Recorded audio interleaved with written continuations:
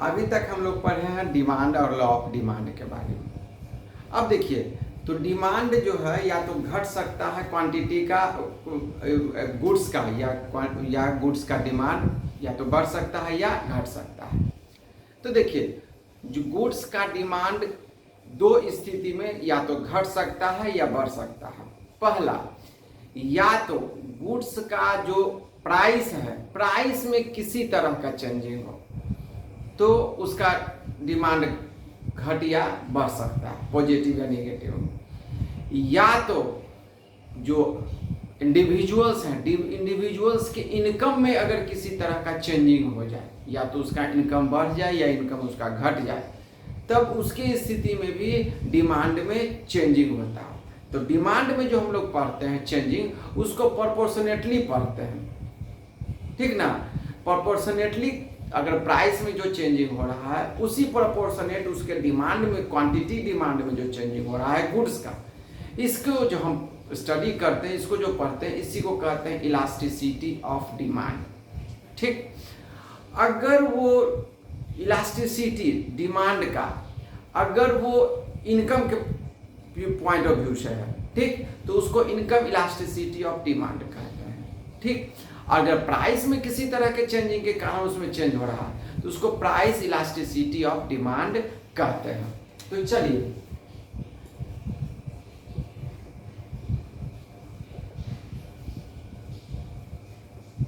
Suppose कीजिए आप कोई भी एक्स गुड्स है, ठीक, उसका प्राइस 10 रुपीज 10 रुपीज है, ठीक ना। तो उसका जो डिमांड है, ठीक, वो 4 यूनिट्स है। ठीक, अगर इसी गुड्स का जो प्राइस है अगर घट जाए 2 रुपया, 8 रुपया हो जाए, तो उसका सपोज कीजिए उसका 6 यूनिट उसका डिमांड हो जाता है। यानी कि अगर प्राइस में 2 रुपया का चेंजिंग हो रहा है, निगेटिव चेंजिंग हो रहा है, तो उसके डिमांड में दो यूनिट का क्या हो रहा है, पॉजिटिव चेंजिंग हो रहा है। ठीक, अब देखिए, तो यहां पर ये क्या है, प्राइस इलास्टिसिटी, यानी कि प्राइस इलास्टिसिटी ऑफ डिमांड क्या कहता है, प्राइस इलास्टिसिटी ऑफ डिमांड कहता है proportionate changes in quantity demand of goods x। ठीक, अगर x गुड्स के क्वांटिटी में किसी प्रोपोर्शनेट चेंजिंग होता है, उसके divided by proportionate changes in price of goods x. अब देखिए, समझिए बात को, यानी कि पहले जो गुड्स का जो प्राइस था वो 10 था, ठीक, अब उसका डिमांड कितना हो गया, 8 रुपये, सॉरी 10 रुपया उसका प्राइस था, 8 रुपया हो गया, तो उसका डिमांड कितना है, पहले था कितना, 4 यूनिट जब 10 रुपया था, अब उसका जब 8 रुपया हो गया तो कितना हो गया, 6, यानी कि कितना चेंज हो गया, 2 यूनिट का चेंजिंग हो गया। बेस कितना है, प्रोपोर्शन, जब भी प्रोपोर्शन निकालते हैं अनुपात तो बेस को ही लेते हैं, ठीक, डिवाइडेड बाय, ठीक, प्रोपोर्शनेट चेंजेज इन प्राइस, तो प्राइस का कितना चेंजेज हो गया, -2 हो गया। ठीक, अब देखिए प्रोपोर्शनेट चेंजेस, जबकि उसका बेस कितना था, 10 था। ठीक, ये हो गया प्राइस इलास्टिसिटी ऑफ डिमांड। अब देखिए, अगर इसको हम सॉल्व करेंगे तो 0.5 डिवाइडेड बाय 0.2 है, ठीक। अब देखिए, तो इसको अगर हम काटेंगे तो 2.5 होगा, ठीक। इसको और सिंप्लीफाई करने के लिए 5/2, चूंकि ऊपर 10 हो जाएगा, ये पॉइंट यहां से हटाएंगे तो 2.5 हो जाएगा, ठीक, माइनस इंटू माइनस प्लस, यानी कि 2.5। यानी कि इसमें जो चेंजिंग हो रहा है, जो प्राइस में चेंजिंग होने से उसके डिमांड में जो चेंजिंग हो रहा है, उसका प्राइस इलास्टिसिटी ऑफ डिमांड कितना है, 2.5 है। अब देखिए, तो जो प्राइस इलास्टिसिटी होता है इसमें 5 कंडीशन होता है। या तो अगर प्राइस में किसी तरह का चेंजिंग नहीं हो रहा लेकिन डिमांड में इन्फिनिट चेंजिंग हो गया, सपोज कीजिए, इसका एक एग्जांपल बताते हैं। अगर ऐसा हो जाए, ठीक ना, कि मान लीजिए ऐसा, मतलब कि किसी चीज का जो है कि अभी प्राइस बढ़ा नहीं है, प्राइस हाइक नहीं हुआ, लेकिन ऐसा माना जाता है कि नहीं भाई इसका डिमांड बढ़ सकता है, ठीक ना, या प्राइस बढ़ सकता है। तो प्राइस बढ़ सकता है तो उसी प्राइस में उसका डिमांड क्या हो गया, बहुत ज्यादा तेजी से बढ़ता है, ठीक ना। तो ये कंडीशंस होता है, पहला कंडीशंस।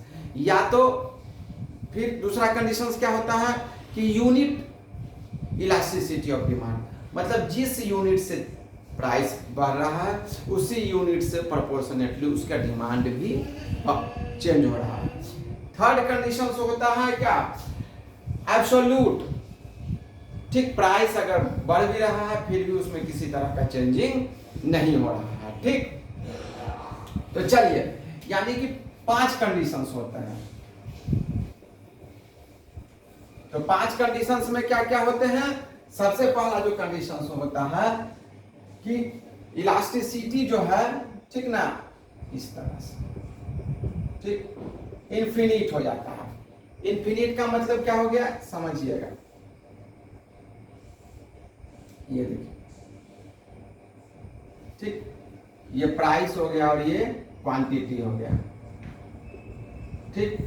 अब देखिए इसमें प्राइस में किसी तरह का चेंजिंग नहीं हो रहा, लेकिन इसके डिमांड में क्या हो रहा है, चेंजिंग हो रहा है, ठीक। अब देखिए, तो ये हो गया इलास्टिसिटी, इसका क्या है, इन्फिनिट हो जाता है। सेकेंड कंडीशन क्या होता है कि अगर प्राइस में उसका क्या हो रहा है, सपोज कीजिए प्राइस इसका हाइक हो रहा है लेकिन फिर भी इसके डिमांड में किसी तरह का चेंजिंग नहीं हो रहा है, तो E इक्वल्स टू क्या हो जाता है, 0 हो जाता है। थर्ड जो कंडीशन है सो देखिए,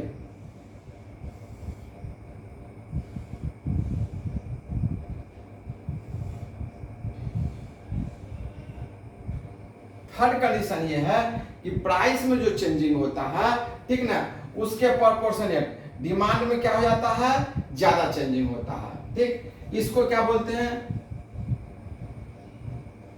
relatively in elasticity of demand कहते हैं। तो इसमें क्या होता है, इसका डिमांड जो है वो क्या हो जाता है, ज्यादा हो जाता है, यानी प्राइस अगर हाइक होता है तो इसका डिमांड क्या हो जाता है, बढ़ जाता है, ठीक। उसके बाद फोर्थ कंडीशन क्या है, सो देखिए, फोर्थ कंडीशन है कि प्राइस ज्यादा हो रहा लेकिन उसका क्वांटिटी डिमांड बहुत कम हो रहा है, चेंजिंग, ठीक, कोई दिक्कत। अब देखिए फिफ्थ कंडीशंस,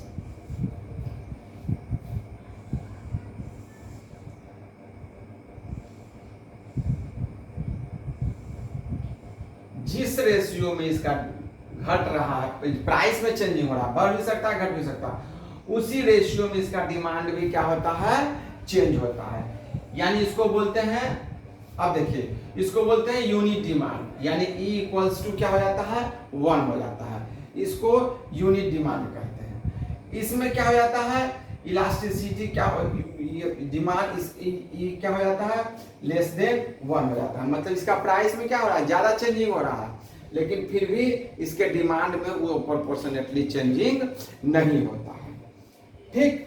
तो देखिए ये जो कंडीशंस है इसको बोलते हैं perfectly elastic demand, perfectly elasticity of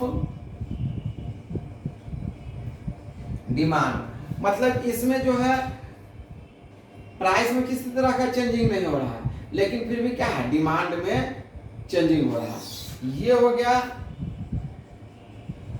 absolutely inelastic demand,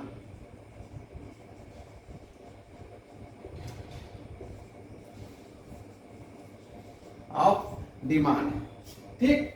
अब देखिए ये है आपका रिलेटिवली, इनइलास्टिसिटी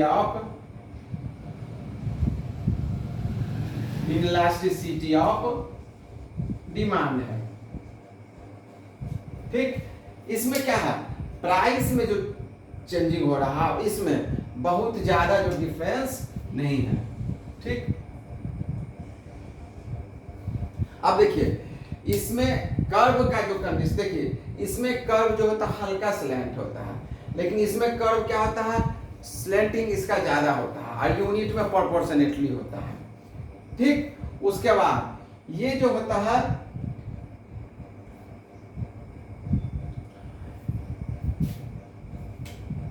रिलेटिवली, पहले इसको समझ लेते हैं, ये यूनिट इलास्टिसिटी ऑफ डिमांड है,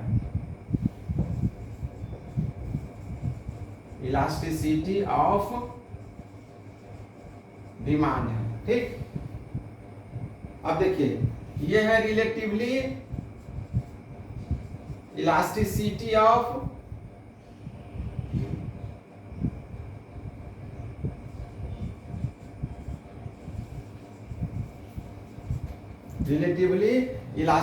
ऑफ डिमांड, सॉरी। ठीक, ये 5 कंडीशंस होते हैं जो प्राइस इलास्टिसिटी ऑफ डिमांड का कंडीशंस होता है। ठीक, आज ये जो आपका टॉपिक्स है ये प्राइस इलास्टिसिटी ऑफ डिमांड है। नेक्स्ट टॉपिक्स में आपको पढ़ाया जाएगा कि इनकम इलास्टिसिटी ऑफ डिमांड जो होता है वो क्या होता है।